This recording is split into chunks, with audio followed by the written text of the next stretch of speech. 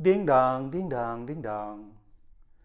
When you use MacBook or iMac to connect to the different devices from different companies, such as microphones, headphones, cameras,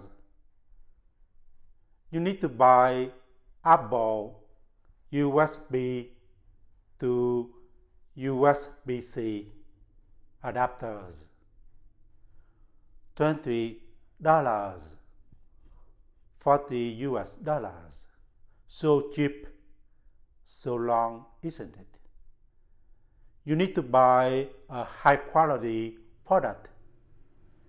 You will use it for a long time. It will be cheap, believe in me.